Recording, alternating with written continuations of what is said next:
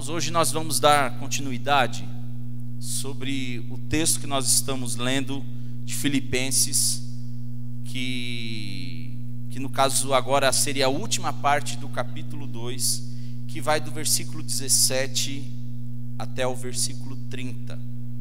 E antes de nós lermos esse texto, eu quero deixar aqui um posicionamento para os irmãos, que nós vamos ler no texto algo que nós vamos ver um contexto parecido com o que nós estamos vivendo hoje.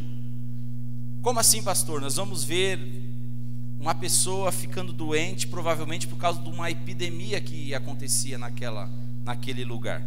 Então eu quero convidar você a prestar bastante atenção para ver o que a gente pode aprender num momento como esse. E eu falava hoje com algumas pessoas, eu gosto quando a gente expõe a palavra do Senhor, um livro inteiro, texto por texto, porque não é uma coincidência. É Deus falando aos nossos corações de uma forma toda particular, de uma forma toda especial, nesse tempo que nós estamos vivendo. Então abra sua Bíblia em Filipenses capítulo 2, a partir do versículo 17. Filipenses capítulo 2, a partir do versículo 17, vamos até o final do capítulo. E olhando para esse texto, eu quero falar com os irmãos sobre 3 exemplos, uma atitude. 3 exemplos, uma atitude. Filipenses capítulo 2, do 17 ao 30. Diz assim o apóstolo Paulo: contudo, mesmo que eu seja derramado como oferta de bebida sobre o serviço que provém da fé que vocês têm, o sacrifício que oferecem a Deus, estou alegre e me regozijo com todos vocês. Estejam vocês também alegres e regozijem-se comigo. Espero no Senhor Jesus enviar-lhes Timóteo brevemente, para que eu também me sinta animado quando receber notícias de vocês. Não tenho ninguém que, como ele, tenha interesse sincero pelo bem-estar de vocês, pois todos buscam os seus próprios interesses e não os de Jesus Cristo. Mas vocês sabem que Timóteo foi aprovado, porque serviu comigo no trabalho do Evangelho como um filho ao lado de seu pai. Portanto, é ele quem espero enviar tão logo que me certifique da minha situação, confiando no Senhor que em breve também poder ir.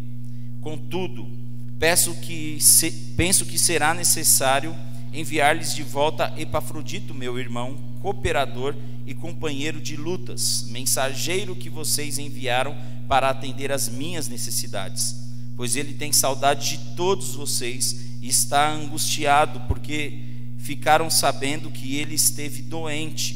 De fato, ficou doente e quase morreu, mas Deus teve misericórdia dele, e não somente dele, mas também de mim, para que eu não tivesse tristeza sobre tristeza. Por isso, logo o enviarei, para que quando o virem novamente, fiquem alegres e eu tenha menos tristeza. E peço que vocês o recebam no Senhor com grande alegria, e honrem homens como este, porque ele quase morreu por amor à causa de Cristo, arriscando a vida para suprir a ajuda que vocês não podiam me dar. 3 exemplos, uma atitude. Irmãos, nós já estudamos o capítulo 1, o capítulo 2, estamos terminando nessa quarta-feira.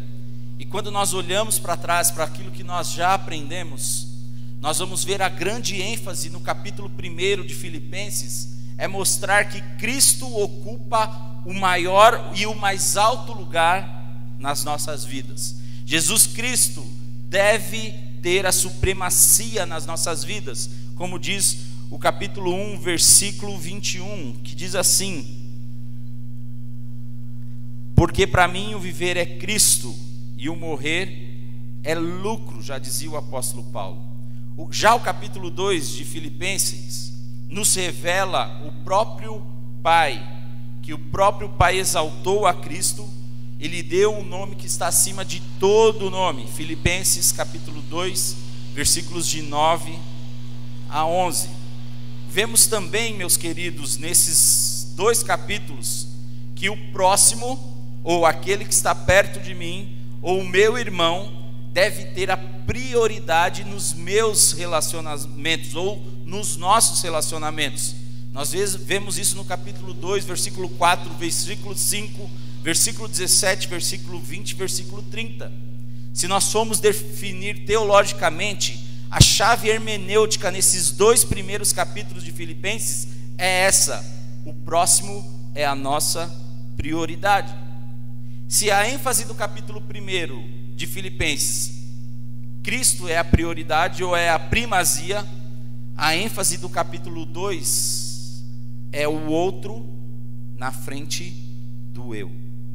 Já vimos que esses 2 capítulos de Filipenses, que nós precisamos responder, ou os filipenses precisavam responder à ameaça desses conflitos internos, dessa desunião e da falta de humildade, olhando para o exemplo de Cristo. Eles precisavam reagir a essas tribulações como uma atitude de obediência, como vimos na quarta-feira passada, servindo sem murmurar. E talvez nós podemos definir, ou podemos dividir esse capítulo assim: do versículo 1 até o versículo 4, nós vemos uma exortação de Paulo, quando a ameaça de conflitos internos e a desunião da igreja começa a aflorar. E aí depois nós vemos o apóstolo descrevendo, para repreender aquela igreja, o exemplo de Cristo, do versículo 5 até o versículo 11. Ele fala sobre a humilhação de Cristo, que a humilhação de Cristo precisa ser seguida pelos filipenses como uma comunidade de luz até a sua recompensa última. Na semana passada nós vimos a alegria da salvação, a soberania de Deus na salvação, porque nós não podemos nos salvar a nós mesmos, mas também não anula a nossa responsabilidade humana. E agora nós vamos ver do versículo 17 ao versículo 30, um exemplo de 3 homens, e eles exemplificaram a atitude humilde e abnegada dos cristãos. Porque se nós olharmos todo o capítulo 2, nós vamos ver Paulo falando sobre os exemplos de Cristo, ou o exemplo de Cristo, e que a igreja deveria seguir aquele exemplo. Mas pensa comigo, aquela igreja poderia muito bem estar como nós hoje, pensando: nossa, mas o exemplo de Cristo é muito distante daquilo que eu vivo. O exemplo de Cristo é muito distante para aquilo que eu posso e eu preciso viver. E aí Paulo acrescenta, a partir do versículo 17, um exemplo de 3 homens, e eles exemplificam essa atitude humilde e abnegada do cristão, que devem ter para o progresso do evangelho entre os filipenses e entre nós. Aqui no capítulo 2, Paulo usa esses 3 exemplos de homens, mas também usa o exemplo de Cristo, que nós vemos lá do versículo 5 até o versículo 11. Vemos o exemplo do próprio Paulo, do versículo 17 ao versículo 18. Vemos o exemplo de Timóteo, do versículo 19 até o versículo 24. E vemos o exemplo de uma pessoa talvez desconhecida de nós, que é Epafrodito, do versículo 25 até o versículo 30. E hoje eu quero ver com os irmãos o exemplo dessas 3 pessoas, ou desses 3 discípulos de Jesus: o apóstolo Paulo, Timóteo e Epafrodito. E é através desses 3 exemplos que eu quero extrair uma atitude única para nós hoje, igreja do século 21. O primeiro exemplo que eu quero ver com os irmãos se encontra no versículo 17 ao versículo 18. E eu peço que você deixe a sua Bíblia aberta aí para vocês acompanharem comigo. O exemplo de Paulo, o prisioneiro de Cristo. Paulo, o prisioneiro de Cristo. Quando Paulo usa esses 3 exemplos de abnegação, ele poderia muito bem começar com Timóteo, ele poderia muito bem começar com Epafrodito, mas ele começa com ele. consigo mesmo. E olha que sabedoria que Paulo tem quando ele fala sobre esse assunto. Paulo era apóstolo, Paulo era o maior bandeirante do cristianismo, ele foi o grande missionário entre os gentios, ele foi o fundador da maioria das igrejas primitivas. Porém, quando ele trata de si mesmo, ele usa apenas um versículo, que é o versículo 17. Mas quando ele fala sobre Timóteo e Epafrodito, ele usa 6 versículos para cada um. Ele poderia muito bem se autodescrever, escrever a sua biografia mais detalhadamente, mas quando ele vai dar o exemplo, ele fala menos de si e mais dos outros. Quantas vezes, meus irmãos, nós precisamos dar exemplos sobre certa situação e usamos mais os nossos exemplos do que os dos outros? Paulo sempre coloca o outro na frente do eu, e esse é um princípio espiritual que nós devemos seguir. O próximo na minha frente. Paulo era um homem pronto para morrer pelo evangelho, como diz aí no versículo 17. Paulo estava preso em Roma, estava sob algemas, mas ele ainda tinha uma pequena esperança, ou ainda tinha uma esperança de ser absolvido do seu julgamento por meio das orações das igrejas, como nós vemos no capítulo 1, versículo 19, e também nós vemos lá em Filemão, versículo 22. Paulo era um homem que nutria a esperança, nutria em sua alma uma vida cheia de esperança. Ele considerava não apenas ser prisioneiro, mas ele se considerava ser prisioneiro de Cristo, não de César. Como nós falamos nos outros estudos, não eram os homens maus que estavam no controle da vida de Paulo, mas era a providência divina. Ele não estava travando uma luta pessoal com aqueles homens, mas ele estava pronto para morrer pelo evangelho. Paulo, o prisioneiro de Cristo. Paulo era também, meus queridos irmãos, um homem pronto para dar a sua vida por outros, não por constrangimento, mas por alegria. No versículo 17 e no versículo 18 nós vamos encontrar isso. Paulo demonstra uma alegria imensa mesmo estando na antessala da morte. Paulo demonstra uma alegria imensa mesmo estando no corredor do martírio. As palavras que Paulo descreve aqui aos filipenses não são palavras de revolta, não são palavras de lamento, mas são palavras de alegria. Paulo foi perseguido, Paulo foi apedrejado, foi preso, Paulo foi açoitado, Paulo enfrentou frio, fome, passou por dificuldades, passou por privações. Ele enfrentou inimigos de dentro da igreja, quanto os de fora da igreja. E agora ele está em Roma, sendo acusado pelos judeus diante de César, aguardando a sua sentença, que pode levá-lo à morte. Mas quando Paulo olha para essa situação, sua alma não está triste, a sua alma está alegre, a sua alma está em festa, e seu coração está exultante de alegria. É nessa perspectiva que leva Paulo a dizer: eu estou alegre e me regozijo com todos vocês. Estejam também vocês alegres e se regozijem comigo. Sabe o que Paulo está dizendo para a igreja? Se eu for absolvido através da oração de vocês, eu vou estar alegre. Mas se eu morrer, a igreja também deve se alegrar. Paulo, o prisioneiro de Cristo, é o nosso primeiro exemplo. O nosso segundo exemplo é o exemplo de Timóteo. Do versículo 19 ao versículo 24, nós vemos Paulo falando sobre Timóteo como um filho fiel. E existem algumas verdades preciosas nesse texto, listadas por Paulo, e eu quero considerar algumas delas acerca de Timóteo, que é o nosso exemplo nesse segundo ponto. A primeira verdade que eu vejo sobre a vida de Timóteo é que Timóteo era um enviado do próprio apóstolo Paulo, versículo 19 e versículo 23. E aí você pode perguntar para mim: pastor, quem era esse mensageiro de Paulo chamado Timóteo? Pois bem, vamos ao contexto do Novo Testamento para a gente saber quem era Timóteo. Timóteo tinha como mãe Eunice e a sua avó Lóide, que eram crentes em Cristo Jesus. O seu pai era grego, Atos 16, capítulo 1.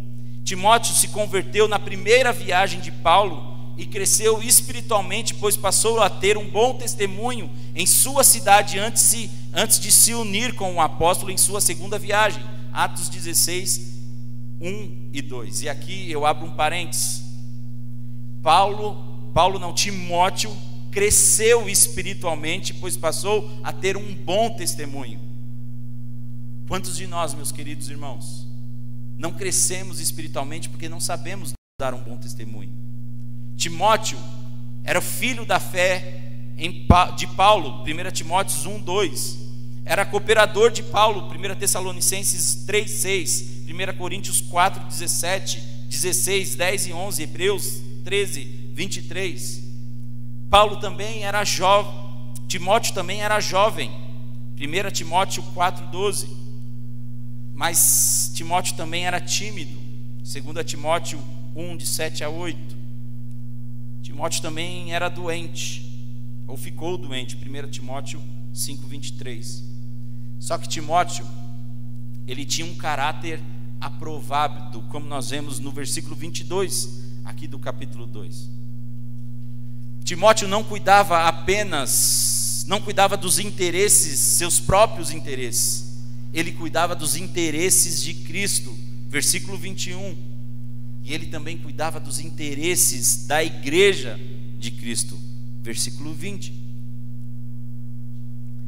Timóteo esteve presente quando a igreja de Filipos foi estabelecida, Atos capítulo 16, de 11 a 40. E ainda também visitou a igreja de Filipos mais de uma vez, Atos 19, 1 Coríntios capítulo 1, versículo 1. Talvez Paulo não tivesse uma pessoa melhor para indicar, para ser enviada novamente para aquela igreja de Filipos. Haviam muitos cooperadores com Paulo, mas Timóteo ocupava um lugar especial no coração desse veterano apóstolo. Ele era um homem simples. Sabe por quê, meu querido? Ele era um homem que era conhecido pela sua obediência, e era um homem conhecido pela sua submissão, não apenas a Cristo, mas ao seu líder, que era o apóstolo Paulo. O apóstolo diz: não tenho ninguém que se preocupe sinceramente com o bem-estar de vocês, como Timóteo. Na paráfrase da Bíblia, a Mensagem, diz assim o texto: Timóteo tem sido para mim como um filho devotado neste trabalho de proclamar a mensagem. Em grego, esse contexto tem o sentido de uma pessoa que tem a mesma mente, a mesma alma e a mesma força de Paulo. E Paulo escolhe a Timóteo dentre todos ao seu redor, não apenas porque ele possuía qualidades admiráveis, como nós vimos agora há pouco, mas principalmente porque ninguém ali que estava ao lado de Paulo poderia fazer aquilo que Paulo poderia esperar de Timóteo. A segunda verdade que eu vejo aqui de Timóteo, a primeira foi que ele é um enviado de Paulo. A segunda verdade é que Timóteo é um homem que cuida dos interesses dos outros e também dos interesses de Cristo. Versículo 20, a parte B, o versículo 21. Timóteo aprende com o próprio Paulo o princípio de buscar o interesse dos outros. Versículo 4. O princípio esse exemplificado por Cristo. Versículo 5.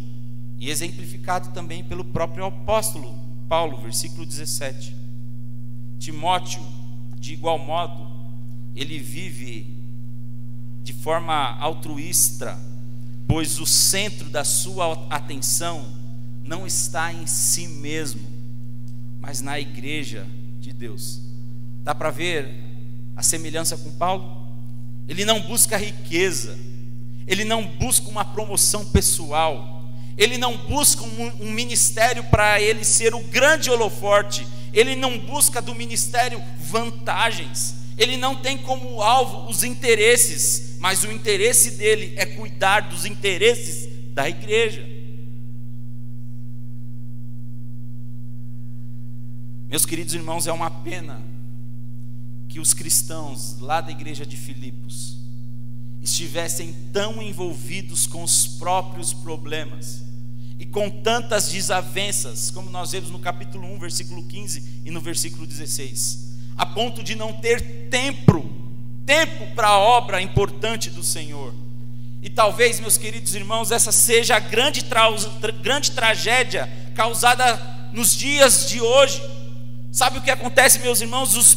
Por problemas internos da igreja, esses problemas acabam consumindo o nosso tempo, esses problemas acabam consumindo a nossa energia e acabam criando preocupações que deveriam ser sidas apenas dedicadas para as coisas essenciais da igreja. Tempo, preocupação, energia que são jogadas no lixo por causa de desavenças dentro da igreja. Meu querido irmão, meu querido amigo, você se preocupa com o povo de Deus? Você conduz a sua família, os seus filhos, os seus irmãos em Cristo, assim como Paulo e Timóteo, de uma forma gentil? Nesse tempo de pandemia, você se preocupa com os outros ou você só olha para dentro de você? Quantas vezes essa semana você já orou pela sua igreja? Na quarentena que nós estamos passando, você deixou o centro da sua comodidade para dar atenção aos seus irmãos em Cristo, ou você continua olhando para dentro de si? Aqui, irmãos, eu não quero acusar ninguém, mas faça uma análise sincera dentro de você. Quem é o centro da sua vida nesse tempo de tanta dificuldade que a gente está passando? São seus interesses ou são os interesses do reino de Deus?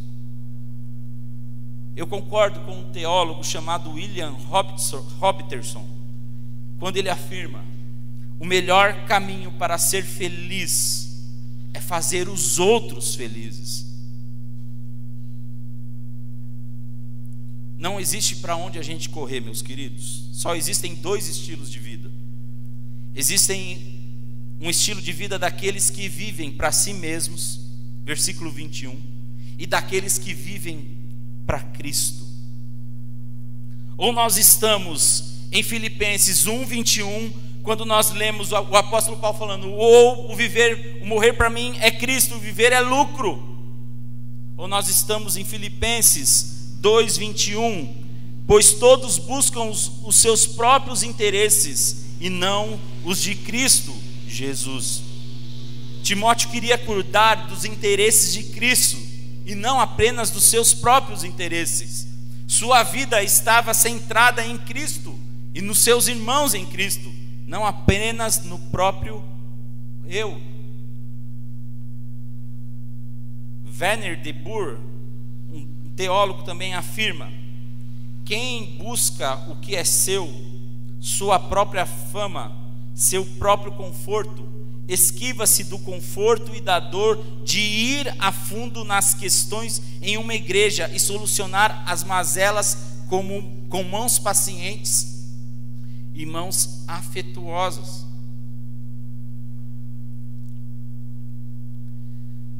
Havia muitos cristãos naquela igreja em Filipos, muitos cristãos que colocavam os seus interesses acima dos interesses alheios, ou estavam muito preocupados, buscando mais o que é seu e não o que é de Cristo Jesus.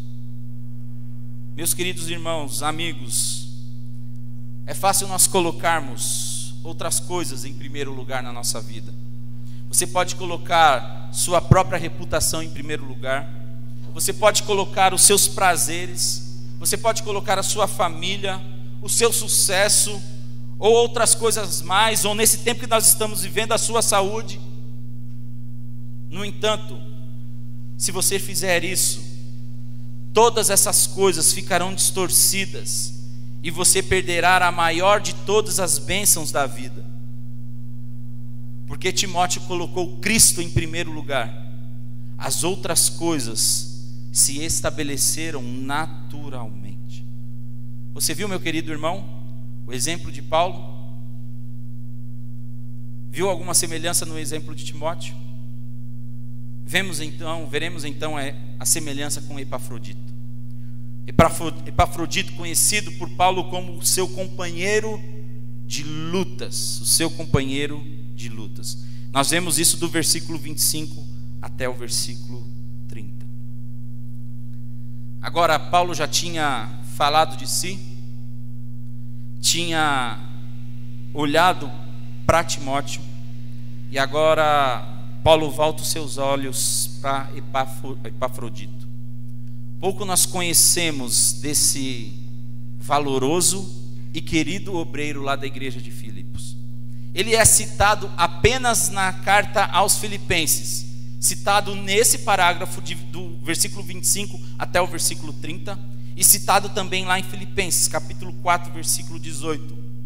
Mas com apenas essas citações, nós podemos compreender o seu profundo amor por Jesus e pela igreja de Cristo.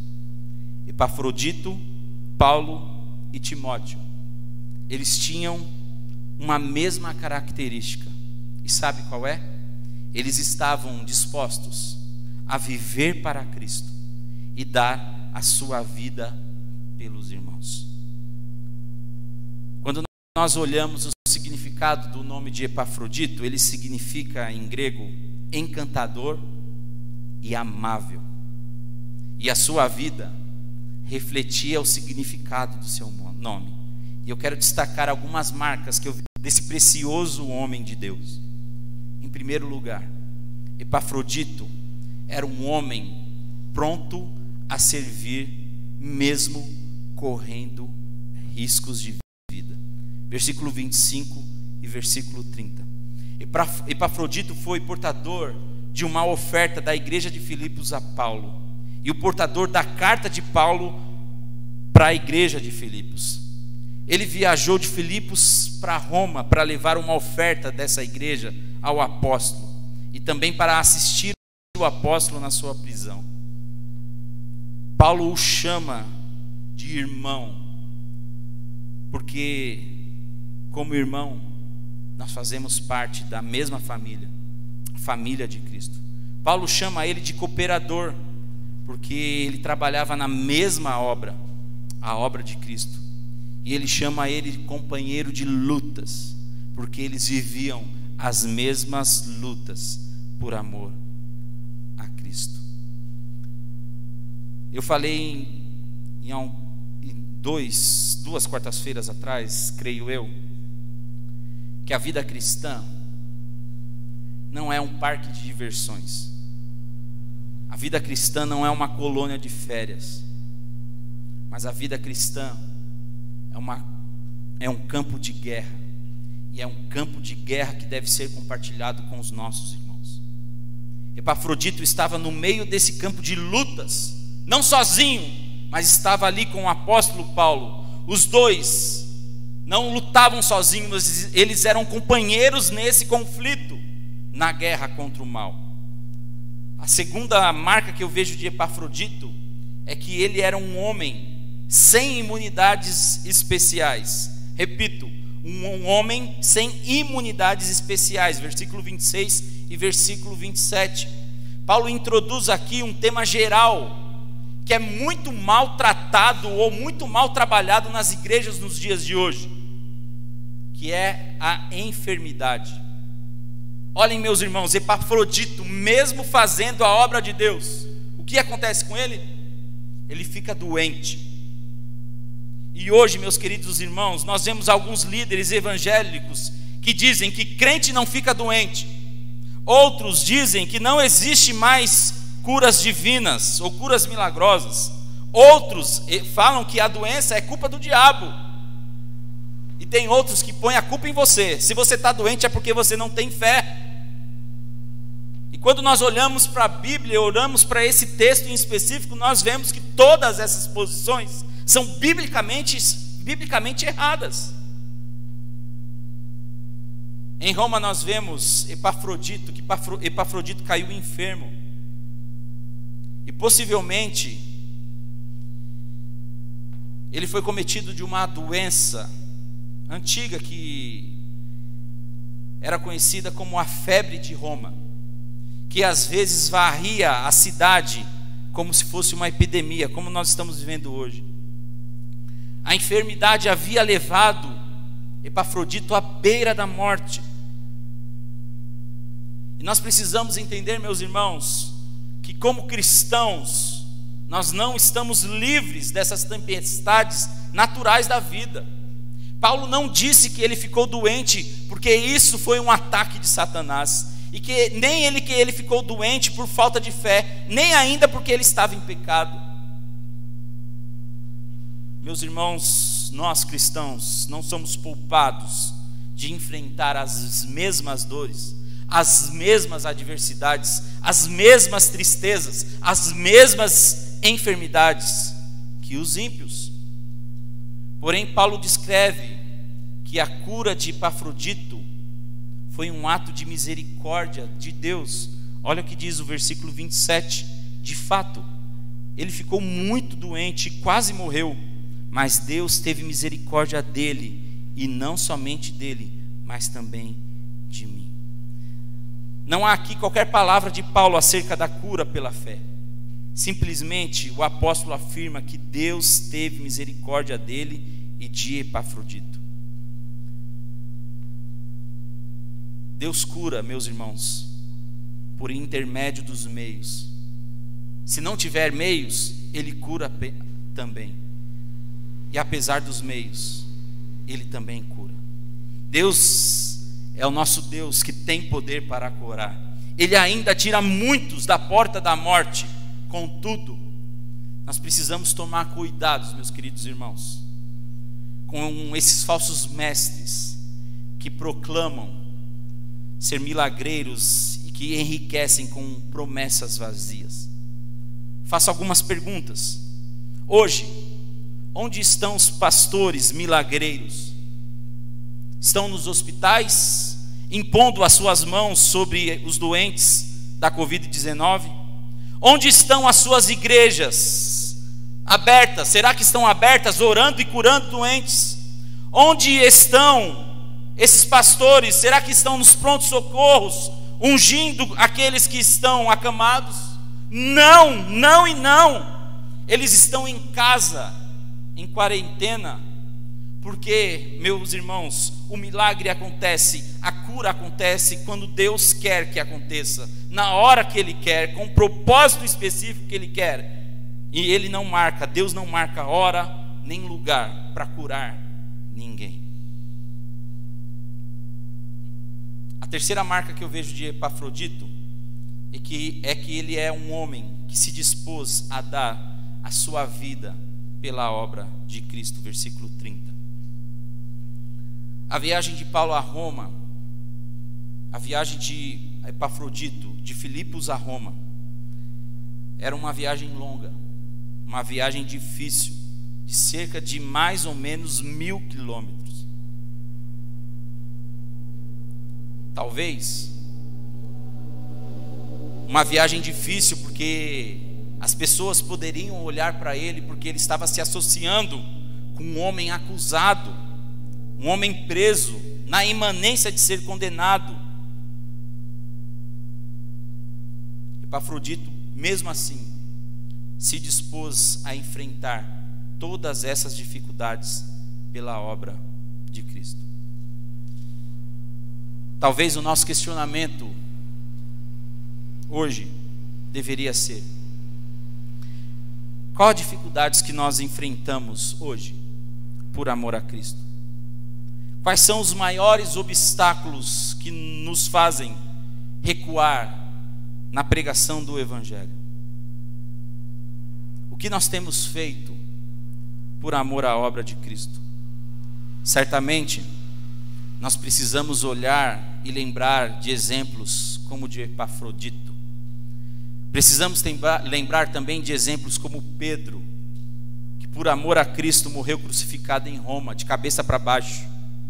Precisamos lembrar de exemplos como André, por amor a Cristo, foi torturado antes de ir para uma cruz em X, na Grécia.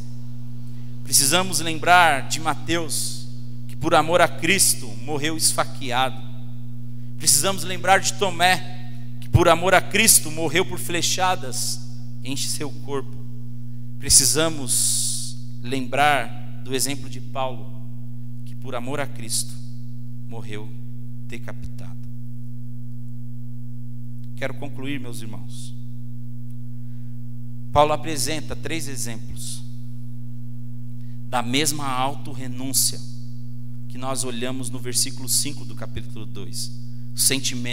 O mesmo sentimento em Cristo Jesus. Ele escreveu sobre a sua prontidão para sofrer o martírio. Ele menciona o trabalho altruísta de Timóteo a favor da igreja de Cristo.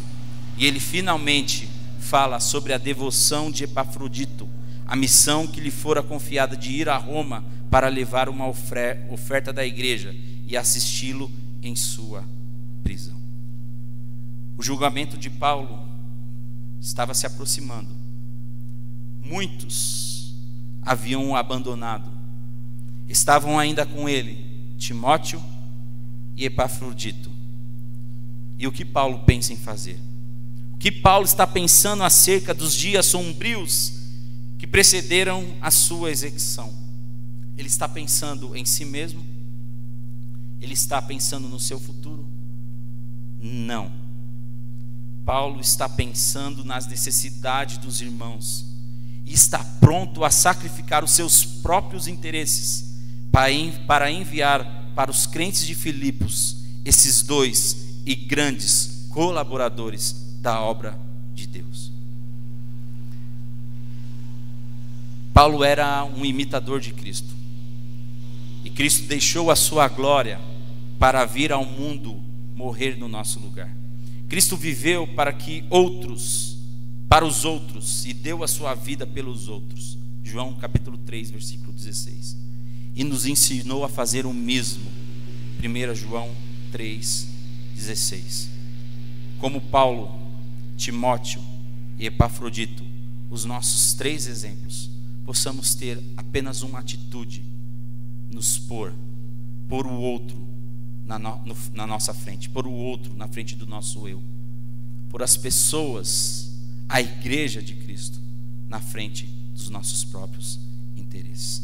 Que Deus possa nos abençoar, meus irmãos, e que possamos colocar essa mensagem em prática, que nós possamos olhar para aqueles que tanto necessitam, que possamos olhar para a nossa igreja, amar a nossa igreja, amar os nossos irmãos, perdoar quando for preciso, liberar perdão quando for preciso, abraçar quando essa epidemia passar, mas que possamos, meus irmãos, tirar os olhos de nós, das nossas necessidades, daquilo que nós precisamos, e olhar para o próximo. Que Deus nos abençoe, irmãos.